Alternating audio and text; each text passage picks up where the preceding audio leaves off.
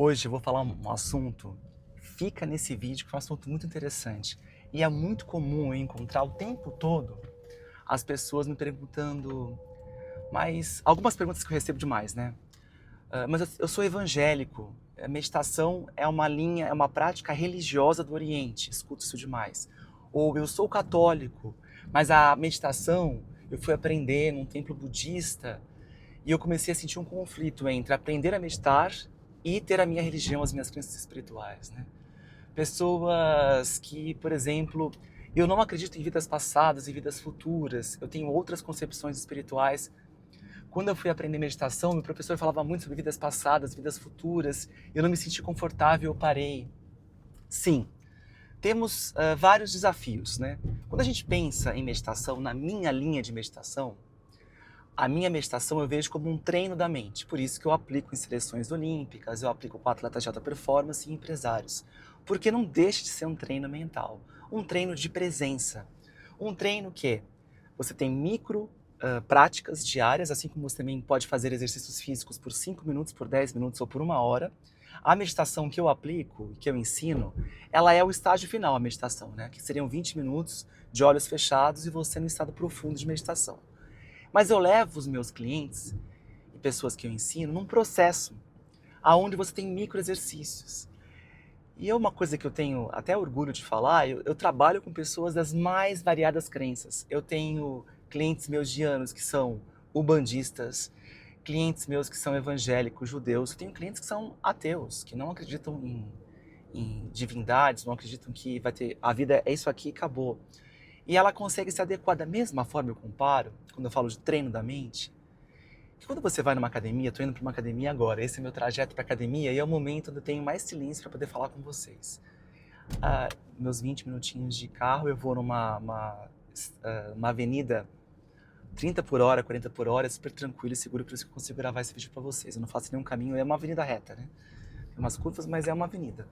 Mas voltando, quando a gente pensa em meditação como treino, é igual quando você entra numa academia e você sua personal pode ser da religião que for, o cara do lado pode estar treinando, saiu, sentou no banco antes de você, ser um ateu. A gente não se importa com qual a religião da pessoa que está praticando a academia, né? É o idêntico comigo. Eu trabalho numa linha de meditação e eu entendo que há confusão, porque quando a gente usa a palavra meditação, a gente já pensa, puxa vida, vem lá do Oriente, prática espiritual. Sim, e eu também aprendi meditação em várias práticas espirituais e não espirituais, e criei o meu método que é desprovido de crenças espirituais. Ou seja, você pode dar o colorido que você quiser. E eu vou fazer um comparativo aqui. Recentemente eu fui numa aula de circo das minhas filhas e eu pratiquei yoga por muitos anos, né? Eu vi a professora fazendo uma postura de alongamento, duas posturas muito semelhantes a posturas de yoga, quase idênticas. E aí você pensa, no yoga, a postura tem um significado espiritual, todo um significado em várias camadas para você ter aquela posição que você coloca seu corpo. Então você treina seu corpo, e ao treinar o seu corpo, você treina a sua mente, o seu espírito, na visão do yoga. Mas ali no circo, elas estavam na mesma postura, com uma visão diferente. É uma postura para aquecer o corpo, é uma postura para alongar os músculos, e era só essa visão que tinha. Aquela professora que faz a aula de circo das crianças não conhece o yoga, eu perguntei para ela. Então, é uma coincidência. Elas podem estar nas mesmas posturas do yoga, mas não ter essa compreensão espiritual. E é igual a gente.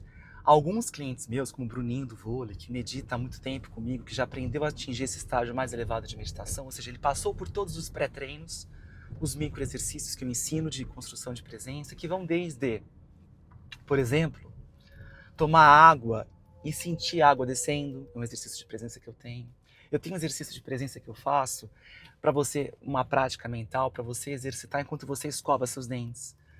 Enquanto você faz uma refeição do dia, você tem um exercício para fazer durante a refeição, para treinar a sua mente a sair da confusão que ela tá, que a nossa mente ela é agitada, e trazer a sua mente para o presente. Então são várias práticas de exercício. Eu estou fazendo fono agora, né? Estou adorando fazer fono, para a questão de vias aéreas, postura de voz, etc. E ela me passa vários exercícios para fazer, inclusive durante a refeição. E olha que interessante, exercícios da fono que para você trazer uma consciência da sua mastigação, consciência de que lado você começa a mastigar, é muito semelhante aos exercícios de presença que eu aplico no meu método, que os meus atletas já fazem. Então você veja como um exercício de fono, que é uma área, né, uma ciência, muito semelhante a exercícios que eu pratico. Então é muito comum quando a gente pensa em mente, tudo aquilo que mexe a mente vai ser comum. Então, de repente, quando você faz um estado de meditação comigo, fala, nossa, eu li sobre hipnose e tem um momento do relaxamento que é semelhante. Eu trabalhei com uma psicóloga minha uma vez um exercício de respiração para quem tem TDAH, que é muito parecido com esse exercício que você fez. Nossa, Juliana, esse exercício que você me aplicou, eu já tinha aprendido com a minha fono. Então é isso, gente, as áreas se conversam. Não tem como você pensar em trabalhar a mente humana e não ter todas as outras áreas que mexem com a mente humana. Então não sei se faz sentido para vocês, mas esse vídeo era para isso. Para que vocês saibam que a minha prática de meditação, ela conversa muito bem com todas as práticas religiosas ou até com pessoas que não têm religião nenhuma, que são ateus, né? Então, assim, isso é importante vocês saberem, para que vocês se sintam seguros e para que vocês entendam que sim, a meditação, agora vamos falar um pouquinho sobre meditação. A palavra meditação, ela tem uma origem dentro de uma prática religiosa, de práticas espirituais do Oriente. Mas não sei se vocês sabem, e o Andrew Newberg, que é um cientista que fala bastante sobre o estado de meditação, a religião católica você tem estado de meditação. Quando você está fazendo uma oração, evangélicos, rodas de oração, são muito semelhantes os estados de ondas cerebrais que você alcança numa religião evangélica, numa religião católica, nos judeus. Não só as religiões orientais, você entra em estados meditativos ou estados de ondas cerebrais de meditação considerados de meditação. Então, de novo, a palavra meditação, até do ponto de vista científico hoje, tem a ver com as ondas cerebrais que você atinge. Você pode atingir essas ondas cerebrais cantando, passeando na natureza, não necessariamente dentro de uma prática religiosa. Por isso que a meditação que eu ensino, que eu aplico, é um treino mental. Agora, lógico, se você é uma pessoa evangélica, uma meditação profunda, pode ser que você tenha uma conexão com o seu Deus, né? Com Deus mais profundo. Um judeu vai entrar em contato naquele formato de religião. Uma pessoa espírita pode pensar sobre vidas passadas, sobre vidas futuras, utilizar aquele estado de meditação profundo para explorar suas crenças, as suas vontades e as suas orientações. Então aqui fica um caminho mais democrático e um caminho mais científico. Mas concordo que a meditação, quando a gente fala no sentido clássico, ela tem essa origem muito forte. Tanto que uma das coisas que eu mais escuto, essa dificuldade de linhas espirituais e meditação, esses bloqueios. E um outro bloqueio muito grande para as pessoas começarem a meditar é não saber aonde ir. Porque se eu sou católico, como é que eu vou fazer uma prática de meditação no templo budista? Vai entrar em conflito as minhas crenças espirituais, né? Se entrar muito em linhas de meditação, de crenças espirituais, de vidas passadas, vidas futuras, reencarnação, para algumas pessoas, isso pode ser um grande bloqueio. Então, a minha meditação que eu uso aqui, né, é uma linha não religiosa, para que ela tenha espaço para pessoas de diferentes crenças e diferentes crenças. Um outro bloqueio que eu escuto muito, que é muito comum, quando as pessoas falam assim, nossa, você mexe com meditação? Já vem isso, né? Nossa, mas é muito difícil. Vamos pensar em outros bloqueios? Nossa, mas é muito religioso, muito espiritual, eu não acredito nisso. Eu não acredito em chakras, ou eu não acredito em vidas passadas. E na minha meditação não tem absolutamente nada disso, né? E ainda as pessoas me perguntam, qual que é a sua crença, Juliano? Aquilo que você acredita? Eu falo assim, olha, eu entretenho possibilidades. Na minha área, tenho quase 50 anos, depois de tanto estudar e tanto praticar religiões diversas, buscando essas linhas, né, de paz mental, eu percebo que não existe certezas, então a gente pode entreter possibilidades, né? Todas elas são possíveis de serem entretidas, não à toa que tem várias pessoas em cada uma das linhas, né? Até cientistas, eles entretêm possibilidades. Então, eu não sou uma pessoa que tem uma crença rígida, que é assim que funciona a vida, porque eu sei que é possível. Então, eu entretenho possibilidades. Eu acho que essa flexibilidade faz com que eu consiga transitar em meios médicos, eu não sou médico, não sou psicólogo, mas transito muito com eles, né? São meus parceiros de trabalho, porque quando eu entro para trabalhar com a meditação e com treinos mentais, e toda a ciência que é produzida em cima da meditação, porque você imagina que a meditação é estudada de uma forma científica. O Andrew Newberg e outros cientistas, Srinivas Pillai, cientistas americanos que realmente se aprofundam do ponto de vista científico da meditação com grandes descobertas. E aí eles escaneiam o cérebro das pessoas em oração, dentro de uma religião. E os estados, os benefícios da meditação, esse nome que a gente dá para estados mentais, ele é muito semelhante numa religião católica, numa religião evangélica, em várias linhas, né? Uma religião árabe. É muito semelhante esses estados cerebrais que a gente atinge. A gente não tinha máquinas tão precisas de escaneamento cerebral para mostrar que os benefícios são semelhantes.